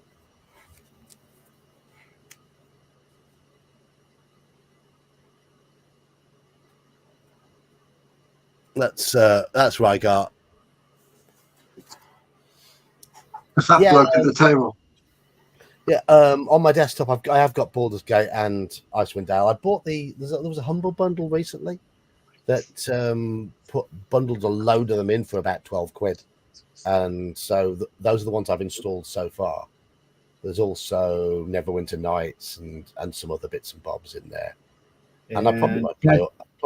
I probably won't play all of it. Elemental Evil, I have that installed. My problem with Temple of Elemental Evil is it uses 3rd edition rules, and I'm not a big fan of 3rd edition rules. Well, my problem was once you got into the elemental modes, it started seizing up. It had glitches. All right. But all right. Well, have a good night. Waking 7 hours to go directly to a tournament that's going to be your weekend. Well, good luck. Good luck in the tournament. Yes, Snuffle, it is 3rd edition. Yeah. Maybe 3.5. I can't remember. Baldur's Gate isn't 3rd edition. No. No, the other one we were talking about. Neverwinter Nights is 3rd edition. Yeah. And Temple of Elemental Evil is 3 That's points. third edition. But Baldur's Gate, Yeah. Baldur's Gate is AD&D second edition, and Icewind Dale 1 was second edition. Wasn't Icewind Dale 2 third edition? Correct. I Yeah. think. Yeah.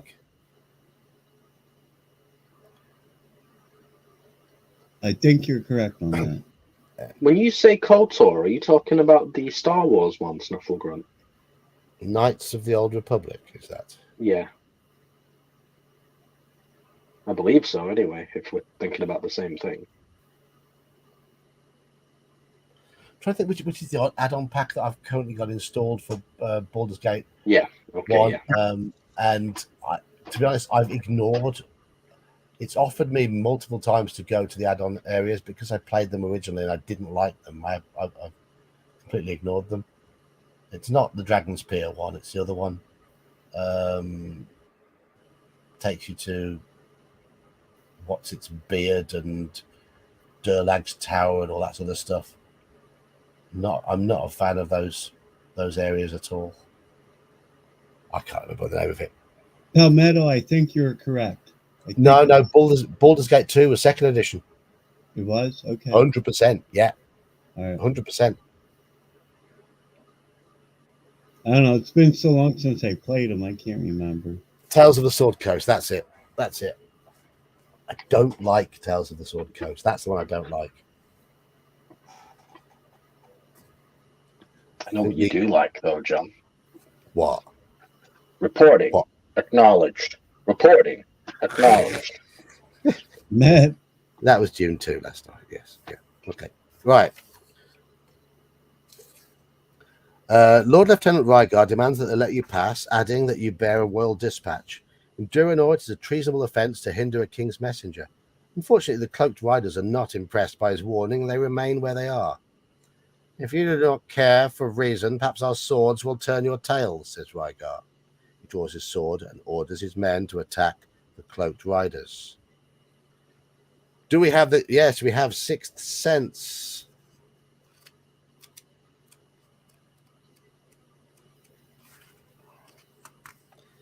There's a strong aura of evil surrounding these cloaked riders. You're warned that you should not follow Rygar and his men on their impetuous charge.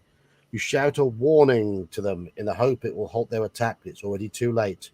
You cannot be heard above their battle cries and the thunder of the horses' hooves.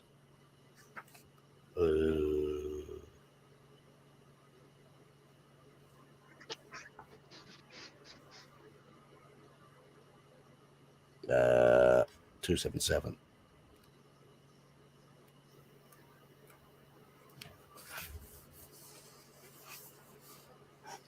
Sorry. I am going to have to end the stream in a bit because I've had a little bit of back pain this week and it's got worse tonight. So I'm going to, in a few minutes, I'm going to end the stream so I can just soak in a hot bath. Well, we are close to 2 hours. We are close. that's completely understandable. I blew my back out. What's today? As Rygar and his men Yeah, probably gallop, Monday night. Yeah, I understand. yeah, Throne of Baal was second edition, definitely. As Rygar and his men gallop nearer to the riders, one of the cloaked horsemen draws a black staff from beneath his robes. A fierce blue flame shoots from its twisted tip and explodes beneath Rygar's horse, toppling him and sending Rygar head over heels into the dense undergrowth. Furiously, Rygar's men attack the cloaked riders with their swords. Their sharp blades slice clean through their enemies' cloaks and bodies, but to no effect. These are Helghast, evil undead agents of Dark Lord Zagana. They have the ability to adopt human form, yet they're invulnerable to normal weapons. The cloaked staff bearer gives a hideous laugh that tears at your mind. He's using a very powerful mind blast against you. You know that you're outnumbered by a superior enemy, and you must act quickly if you'll survive this ambush. Yeah, and I am gonna end it on that one there because I'm gonna have to run myself a hot bath and just. It's been getting progressively worse all day. It had got better, so I stopped wearing my back support. It's probably stupid. So I'm going to write down 277, which is where we are. There was a decision to make. We saw it next week with a fight. and we start next week with a fight. That's if we play this next week. We were thinking of possibly doing something different next week. It depends on everything. Indeed, we were. Yes. Yeah.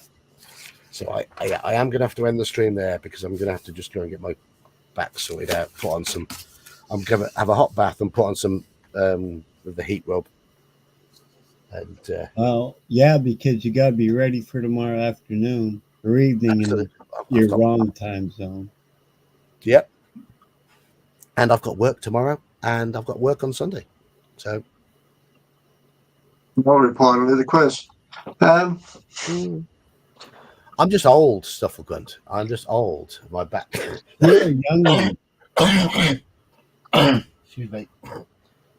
My back goes quite often, but what isn't helping it is the fact that I've got this cough, and that's how I pulled my back in the first place. One big cough will do it. Well, what it was I was at work, and my cough was really bad one day, and it was actually making me feel ill, making me feel sick. And I had a bit of a coughing fit, so I dived towards the sink just in case I was ill, in case I was sick. And as I dived, I twisted. As I dived, I twisted, and I felt something click in my spine. I was like, "Oh no!" That was not good. Been painful ever since. So, yeah.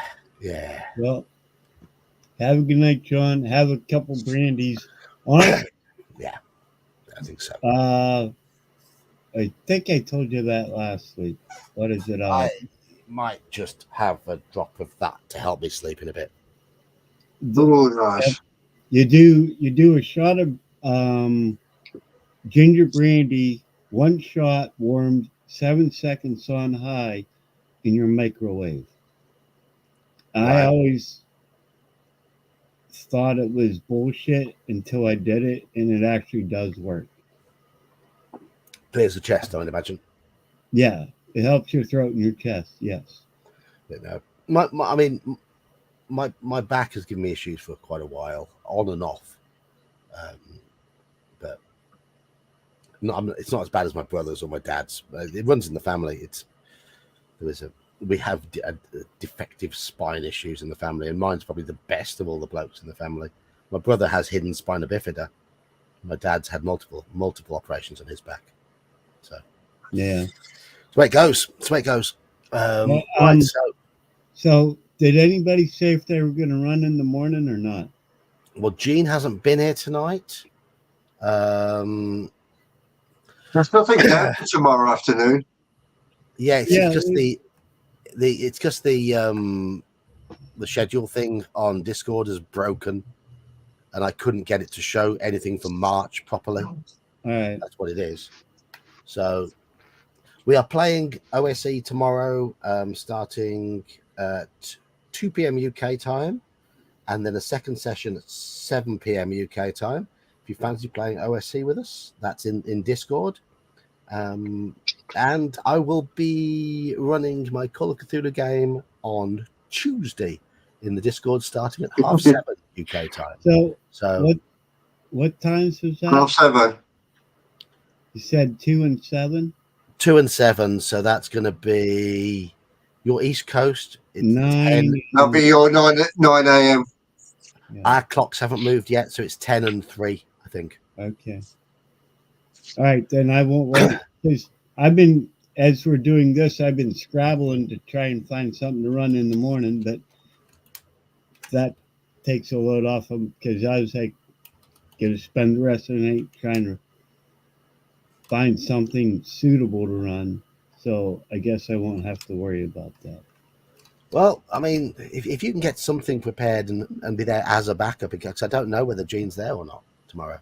All right, I'll work on that. I mean, it's going to be half-assed, and you guys got to forgive me now. But, oh, that's fine. That's fine. So, yeah, I'll look into stuff. All right, well, have a good night. Have a good hot bath. Cheers. Thank you. Take it easy. I'm gonna do that. Right. Anyway, thank you all. Thank you to Daniel and Joker and Iman. Daniel doesn't have a channel, but both Iman and Joker do. Iman's channel is Times Up 2011, and Iman's channel is Intellectual Quandary. So and they play video games. So check them out if you like your video games. Joker, do you have anything new up? I'm still finishing my Alone in the Dark playthrough. And season 1 of Killing the Justice League. On the way to get the Joker. Alright. And some more wrestling content. I'll have to look at. I know I've watched your channel before. I just don't know if I have it saved. So I'll have to look you up again. Yeah. I have 8 subscribers, so I'm guessing them 8 subscribers are you lot. But you know. Yeah. I think so. Right. Anyway, I have got to. I've got to get my back sorted out. So cheers all. I've done the 2 hours tonight. 1 hour 56. We only normally go for 2 hours on a Friday, so that's all right. Right. Thank you, chat. Thank you, everybody. See you all tomorrow. Have a good night, everyone. Get well soon, John.